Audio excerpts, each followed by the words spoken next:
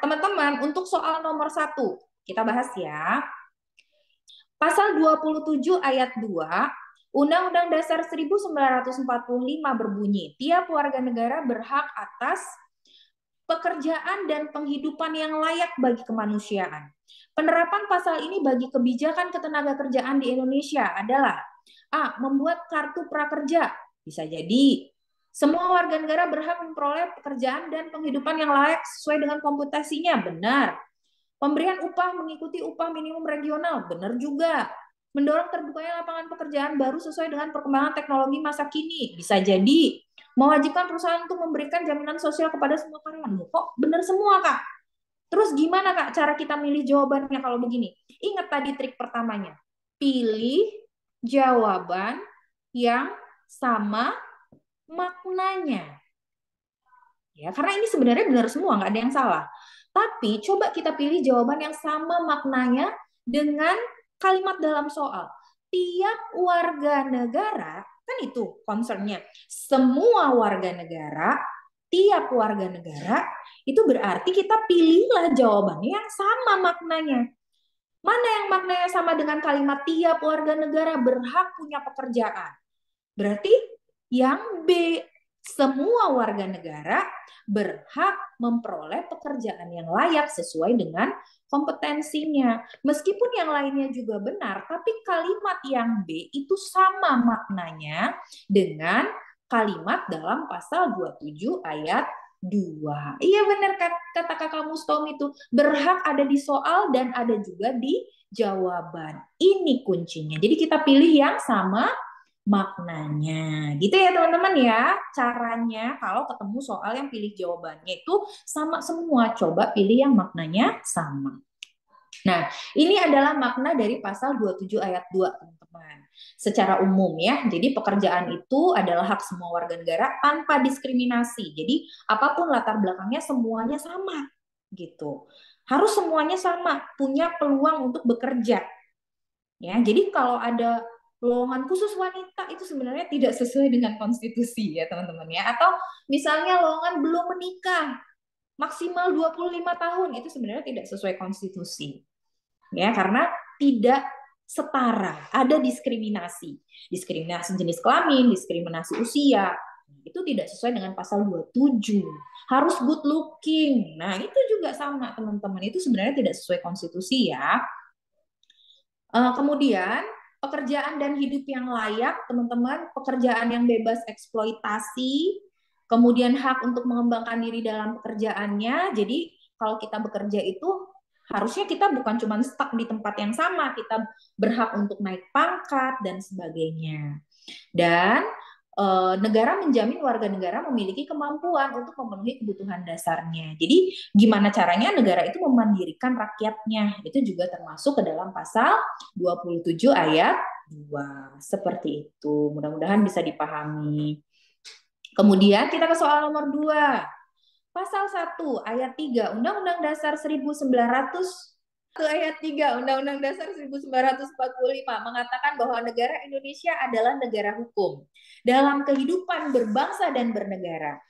Implementasi dari pasal ini adalah hati-hati, ini biasanya kalian kejebak nih. Kejebak dengan yang B biasanya. Kalau saya lihat dari polling juga jawaban kalian tuh antara B sama E.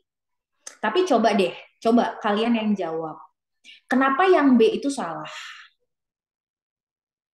Kenapa yang B itu salah, teman-teman? Ayo, kenapa yang B itu salah? Jadi penasaran kerjaan karena apa ya kok pinter banget. Ayo. Kenapa yang B itu salah? Soalnya sebagai pedoman hidup. Pedoman hidup kan Pancasila, Kak. Betul ya. Jadi pedoman hidup kita itu adalah Pancasila, teman-teman. Jadi yang B itu otomatis salah ya. Terus di soal ini kita bicara tentang negara hukum. Berarti kita pilih yang maknanya sama, teman-teman, dengan negara hukum. Yang mana? Ini aspek kehidupan itu harus senantiasa berdasarkan atas hukum ya. Karena Yang namanya negara hukum itu artinya teman-teman, pemerintah dalam menjalankan kepemerintahan itu harus mengikuti hukum yang berlaku. Dan kita sebagai warga negara harus patuh pada aturan hukum yang berlaku.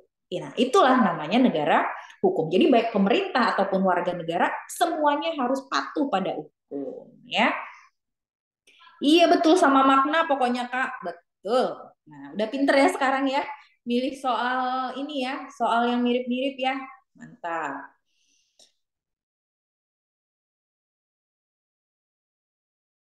Nah, teman-teman, kalau ditanya Kak, fungsinya UUD itu sebenarnya apa? Gitu ya. Kalau Pancasila kan kalian udah tahu pandangan hidup, jiwa bangsa dan sebagainya. Kalau fungsi undang-undang apa Kak? Fungsinya undang-undang adalah sebagai alat kontrol atau papan uji peraturan undang-undang yang ada di bawahnya. Jadi ibarat pohon ya teman-teman ya, akarnya itu Pancasila, undang-undang itu batang. Nah, peraturan lain kayak misalnya Perda, Perpu, PP, itu semuanya harus berdasarkan atas batangnya yaitu Pancasila dan juga berlandaskan pada akarnya, fondasinya ya. Pada batangnya yaitu UUD dan fondasinya atau akarnya yaitu Pancasila. Gitu ya. Oke. Terus kita ke soal nomor 3. Pasal 28 Undang-Undang Dasar 1945 menyatakan bahwa kemerdekaan berserikat, berkumpul, mengeluarkan pikiran dengan lisan dan tulisan, sebagainya ditetapkan dengan undang-undang. Berarti bicara tentang ini ya teman-teman ya. Berserikat tuh ngapain sih Kak? Berserikat itu berkumpul, berorganisasi, itu namanya berserikat. Ya, kemudian mengeluarkan pikiran secara lisan dan tulisan. Lisan itu artinya kita berpendapat baik secara tertulis gitu ya atau kita berpendapat secara langsung. Nah, itu yang dimaksud. Jadi kita bebas untuk berorganisasi, membuat perkumpulan dan mengeluarkan pendapat baik secara tertulis atau secara langsung. Nah, apa implementasi dari pasal ini di era reformasi? Era reformasi itu adalah era perbaruan ya teman-teman ya. Zaman dulu semuanya otoriter, pers dibatasi, ngomong salah dikit hilang gitu ya. Kalau sekarang di era reformasi dengan adanya amandemen dari undang-undang, kita lebih bebas karena kebebasan kita untuk berpendapat itu dijamin sekarang di undang-undang gitu ya. Mana jawaban yang tepat kalau begitu? A. Masyarakat bebas berpendapat tentang apapun, udah jelas salah. Kita memang bebas, tapi ingat, kebebasan kita itu harus dapat dipertanggungjawabkan. Ya, jadi bebas, tapi bebas yang bertanggung jawab. Jadi nggak boleh sembarangan. B. Bebas berpendapat tetapi harus bertanggung jawab. Betul. Jurnalis bebas menuliskan berita sesuai dengan informasi yang didapatkan. Bentar-bentar. Jurnalis itu tidak sepenuhnya bebas, teman-teman. Jurnalis itu juga ada etikanya ketika dia menulis menulis surat. Jurnalis juga ada etikanya ketika dia menulis berita gitu ya. Jadi tidak sepenuhnya bebas.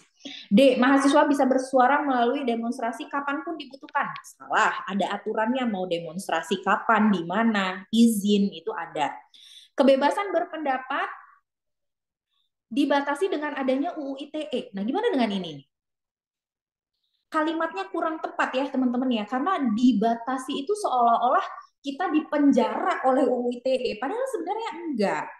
Ya, memang banyak teman-teman orang yang menyalahgunakan UU ITE untuk menjatuhkan orang lain. Tapi sebenarnya fungsi UU ITE itu bukan itu. UU ITE itu teman-teman sebenarnya fungsinya adalah untuk mengendalikan kehidupan di dunia maya. Gitu ya, karena kan kalau di dunia nyata undang-undangnya jelas, tapi kalau di dunia maya di sosial media itu belum ada yang mengatur. Makanya adalah UU ITE. Ada batasannya. Kita nggak boleh sembarangan ngedit muka orang. Kita nggak sembarangan bisa pakai muka orang untuk usaha kita. Nah, itu yang dimaksud dengan UU ITE. Jadi bukan dibatasi, tapi diatur. Gitu ya. Memang sekarang banyak disalahgunakan, tapi kalimat membatasi itu kurang tepat. Harusnya diatur dengan adanya UU ITE. Gitu ya. Jadi jawaban yang lebih tepat adalah yang B.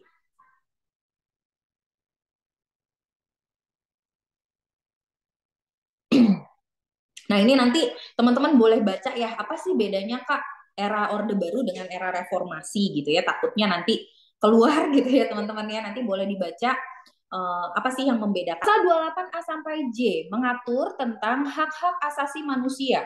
Pasal-pasal ini menunjukkan bahwa negara menjamin perlindungan dan penegakan HAM bagi seluruh rakyat Indonesia. Sebagai warga masyarakat, apakah penerapan pasal ini dalam kehidupan sehari-hari? Nah, masih ingat nggak teman-teman, kalau soalnya tentang kehidupan sehari-hari itu kita jawabnya yang gimana? Cirinya jawabannya apa kalau tentang kehidupan sehari-hari? Harus aplikatif. Jadi mudah diterapkan ya, berupa tindakan nyata dan dampaknya berkelanjutan ya. Nah, berarti mana yang memenuhi konteks ini teman-teman di antara opsi yang ada? Karena kalian jawabannya masih pada pecah-pecah nih. C, B. Antara ini kan, ini atau ini gitu ya. Karena kalau kita bilang regulasi HAM itu berat bener, nggak bisa kita terapkan sehari-hari, bukan kerjaan kita. Komnas HAM ini juga nggak bisa masyarakat sendiri. Relawan penegakan HAM ini juga nggak sehari-hari, tapi sewaktu-waktu. Berarti kalau nggak AB ini yang bisa kita lakukan sehari-hari.